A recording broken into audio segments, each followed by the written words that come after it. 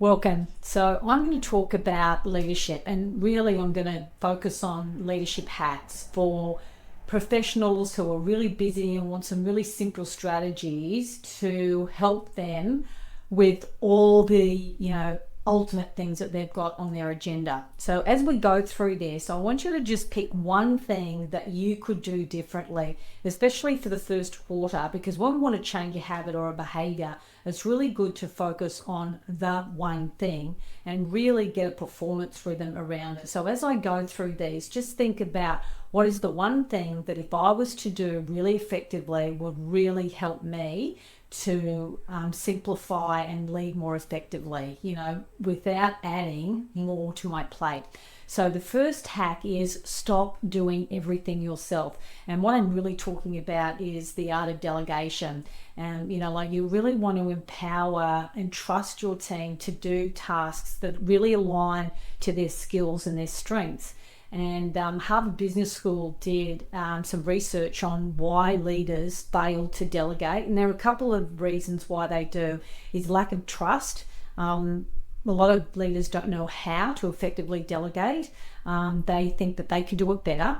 Also, they enjoy doing the task that they think they might need to delegate. Perhaps it's about guilt as well. They don't want to overburden their team. Also fear of losing control, a little bit of perfectionism, and just not enough time, because you actually have to invest time in order to entrust someone and set them up for success. So I would, when I'm coaching people, I just ask them, we have a look at all the activities they do, put it into clear buckets, and just pick one thing that they can start to delegate. And it could be facilitating meetings or running meetings, presenting information, creating team sessions. Now, there are some things you can't delegate, like one-on-ones. However, you do not have to follow up and take all the notes with your one-on-ones. That's something that you can start to entrust the people that you're having the one-on-ones with, that they would actually take notes, they would forward it on to you just to clarify and make sure that you're aligned. So number one hack is stop doing everything yourself and just think, is there one thing that you could start to delegate that would allow you to free up some more time so you can really add value? The second one is the 2-minute rule. Now, this hack is if something takes less than 2 minutes to do or to complete, do it right away rather than kind of like leaving it, later or putting it on your to-do list. So it could be that someone in your team wants a quick feedback on a presentation and, just don't postpone it. Have a look for 2 minutes, give concise, productive, constructive feedback. And again, look through, your list of things to do, and if they can be done in 2 minutes, you kind of like want to mark it off. And what I found helps with this, it actually allows you to free up headspace and gives you a lot more energy. So just start to look at those items that you have and see whether or not there is something that you can kind of like just, do within that 2-minute time frame. The other hack is like make meetings more effective. And Business Insider, this is a publication, said that meetings consume over, I think, 37% of employees' work hours, and most of them say that the meetings are ineffective and that they take too long. And usually there's a further 3 to 3.5 hours scheduling and rescheduling meetings. And whenever we go into organizations, we look at the effectiveness of their team meetings, because when you've got a team meeting, you've got a lot of time, money, resources in that room. So is there an intention, a purpose? Is there follow-up? Is it clear that people in the room need to be in the room?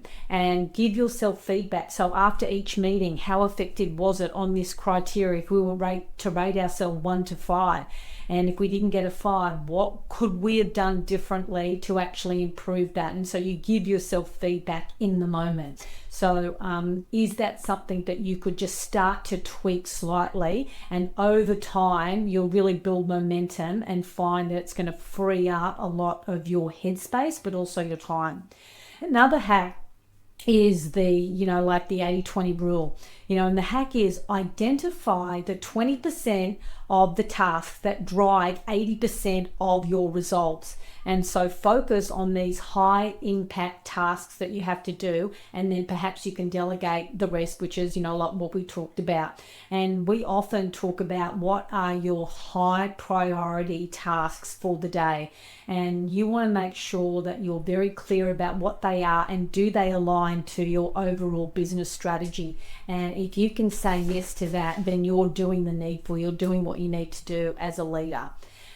So another hack is really looking at time independent communication. So this is communication that isn't in the moment. And the hack is, I want you to use tools like email project management apps, like record video messages on Loom, perhaps, requesting real-time responses. And this helps you and your team work friendly. So instead of holding a lengthy meeting to discuss, say, project updates, send a Loom video walking through the details, and your team can watch it at their own convenience and then replay and reply with questions or comments when they actually have the time. And so even in our business, like we're always using different apps and communication tools to ensure that we are using our time effectively and that our communication has a really good flow, and we're really aligned with what we need to actually accomplish.